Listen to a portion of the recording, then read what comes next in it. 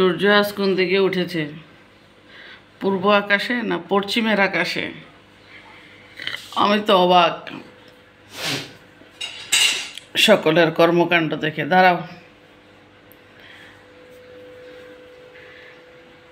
আজকে জানি আমাদের বাসায় কি সুন্দর সুন্দর দেশি লাল শাক, পালং শাক নিয়ে আসছে।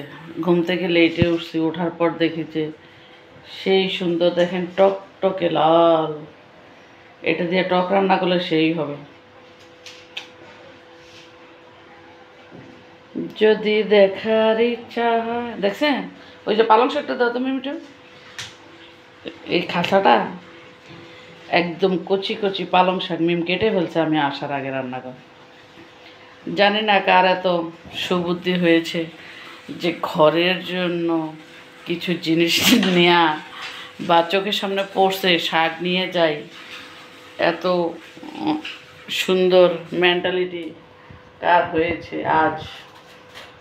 তা না হলে তো হয় মিমকে যেতে হয়, না আমাকে যেতে হয়। তা আমি তো এখন যাই না, এখন মিমেই বেশি যায়।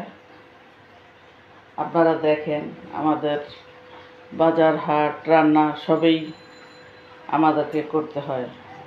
বাকি যারা আছেন তারা তো ব্যস্ত অথবা চিনে না।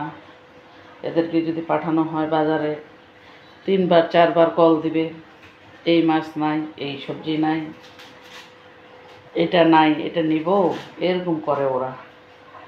এই হলো দুঃখের বিষয়। আর মিম তো সবগুলি শাক এখানে ফেলে দিছে, পরিষ্কার করছে কি সবই ফেলে দিছে ও পালং শাকগুলো।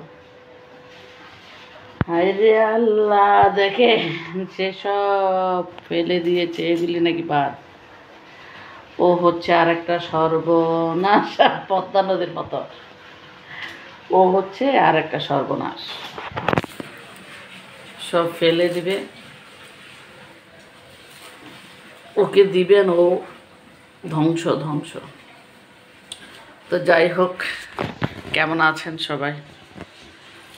এই শীতের দিনে সব জেলাতে হালকা হালকা গুড়ি গুড়ি বৃষ্টি হচ্ছে। চট্টগ্রামও গতকালকে কিছু বৃষ্টি ছিল।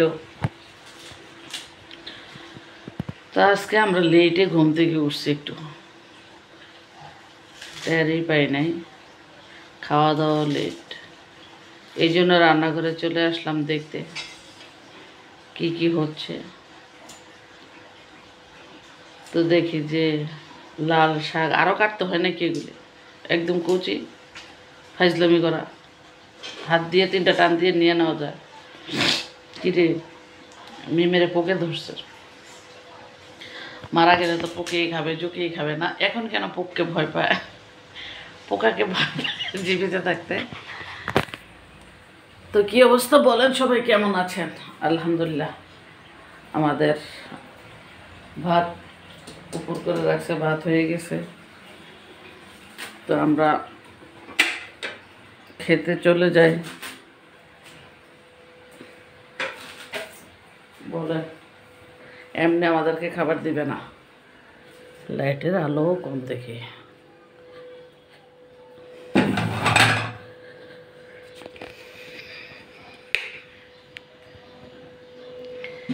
খাবার নিয়ে আসে টেবিলে,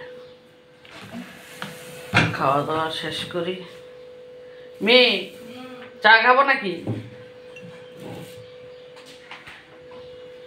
হ্যাঁ, চা এখন কি আগে চা খাবো? তাহলে তুই বসে আসলি যে তখন, বসে আসলি যে চা না বসায়।